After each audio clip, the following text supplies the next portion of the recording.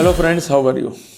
Today I am going to discuss an important judgment of Hon'ble Bombay High Court, wherein a great relief had been accorded to the accused person who had been prosecuted under Section 7 of the Prevention of Corruption Act. In the said case at hand, the fundamental point, sanction once refused, whether can be issued again on same material or not. As we know that there is a lot of controversy on this subject. Some view says that it can be, some view says that it cannot be. But the fundamental point is that there is a requirement of new material in case the authority is willing to issue a new sanction. In case of any new material, if sanction is refused, it cannot be reissued by the same authority or by any other authority who is competent to accord sanction as per law or as per authority given to him or her by the concerned government. So on this point we are very much clear. Friends, note down the detail of the case. Judgment had been pronounced by Hon'ble Bombay High Court, benches Aurangabad. Judgment case number 2299/2020. Basically it is a quashing petition. Dada Sahib versus State of Maharashtra is the title of the case, and judgment had been pronounced on 27th of November 2024. So at this stage we are having the basic detail of the case. Right now we will note the facts of the case so that we could understand the logic of the Hon'ble Bombay High Court to accord relief to the concerned public servant in this complicated matter. In this case, the concerned accused was not caught red-handed. There is no acceptance and recovery of any money from the accused. So case is basically based on demand. That is the clinching point at the inception, which is required to be noted by all of us. Inter alia, the concerned public servant had applied for quashing before the Hon'ble High Court. In support of his case, the primary argument of the accused is that the present case does not deserve the application of Section 7 of the PC Act because there is no recovery and acceptance from the public servant, and apart from that, there is no element of demand on record. Demand is sine qua non. If demand is not proved, demand is not on record. In that scenario, the accused could not be prosecuted on mere surmises and conjecture under the Prevention of Corruption Act. Friends, we are having pattern of judgment in which even Honorable Supreme Court specified that mere demand, mere recovery of money, mere asking for money is not sufficient. The alleged amount or gratification must be an undue advantage. And to find out the same, we have to consider the basic element of Section 7 of the PC Act. What this section exactly says.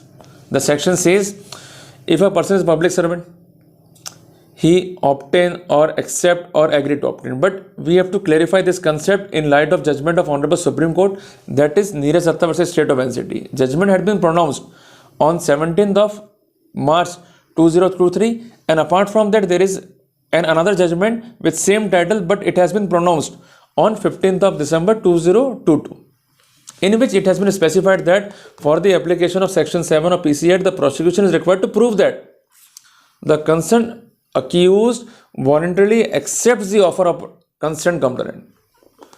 If no such element exists on record, in that scenario, Section 7 of PC Act would not be applicable. But my friends, in number of cases, the concerned ACB or vigilance or CBS view that the accused demanded the money.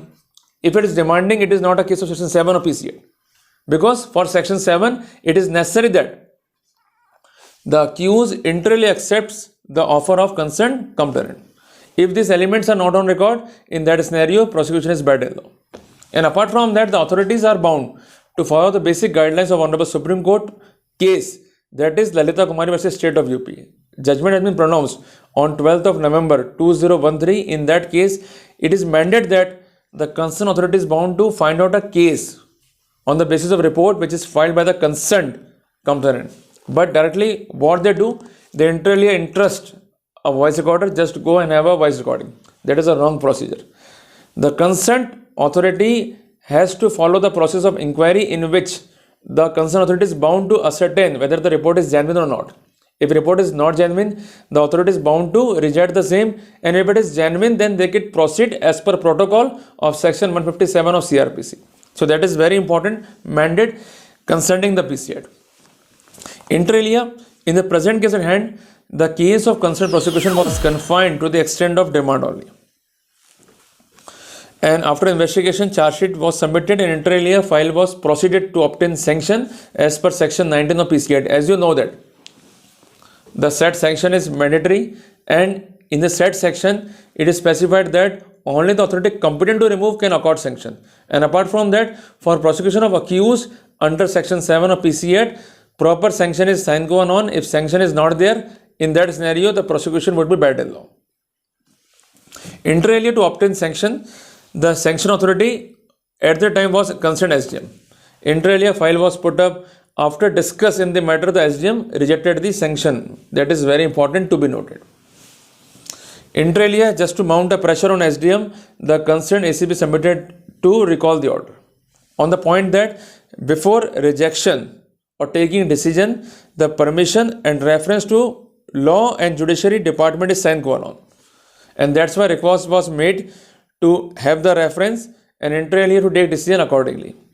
The said process had been adopted by concerned SDM, and this time again sanction was refused.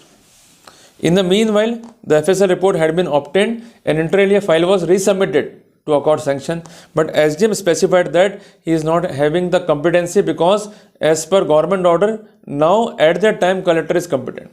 An inter alia file was submitted to the concerned collector, and collector in the routine manner, in cyclo style manner, issued the sanction without adhering to the basic principle of law. What is the principle of law? Sanction when refused cannot be issued again.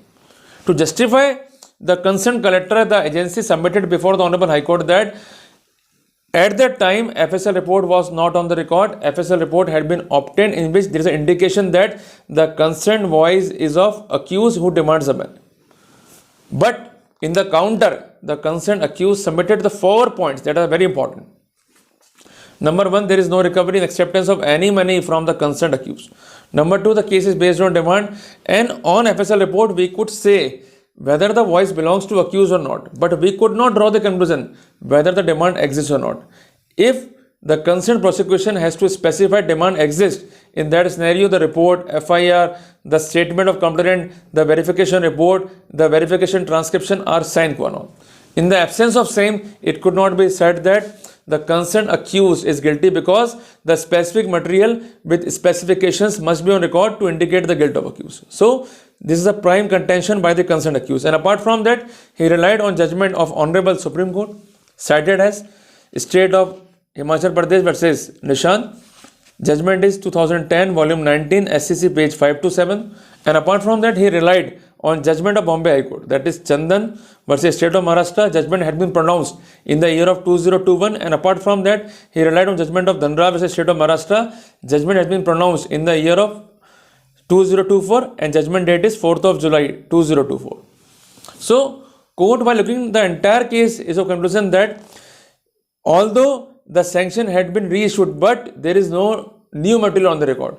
Because permission can be accorded when there is new material, and mere FSL report indicating the voice confirmation is not sufficient because there is no demand on record. Even the transcription is not in the term of specific demand. So when the element of demand is missing in report, FIR and transcription, in general way, on mere surmises and conjecture, the prosecution of the accused is bad in law. So the court had coerced the entire proceeding while relying on the legal position. So this judgment inter alia point out the 3 important criteria which are required to be considered by us when we are going to challenge the entire sanction, entire proceeding on these parameters. Number 1, the sanction when refused cannot be issued again. Emphasize supplied by me. The key point is that the concerned sanction once refused cannot be issued again on same material, but for application of the reissuance of sanction order, the new material must be on record indicating guilt of accused. Even though it is not indicating, the authority is not bound to consider the said request to issue sanction order. Number 2, the general way is that the authority usually in 2 days, 3 days, 5 days, 7 days issue sanction. The key point is that although the authority is not bound to hear the accused, but if you are going to submit certain things or certain point or certain factual context to the concerned authority, they are bound to consider. They cannot pass a blanket order, and apart from that, they are required to consider each and everything in a specific manner. Because if the authority issues The cyclostyle order in that scenario, it is held by law, and apart from that, Hon'ble Bombay High Court in judgment of Anand versus State of Maharashtra had specified the view. And third point is that whenever you are having the same issue, just submit the memorandum or representation to the concerned authority. What is this? Basically, it is your written notes to the authority. Why sanction is not made out and why the request is liable to be rejected for according sanction. So in that scenario, you are required to cover FIR, transcription, other scenarios, charge sheet, if any, so that we could avail the best remedy as per law. So follow these guidelines. There is no need to worry, and definitely we could win. So I think that by this judgment, I would be unable to enlighten you on the subject in a very specific and definite way. So see you in the next video. Till then, Jai Hind, Jai Bharat.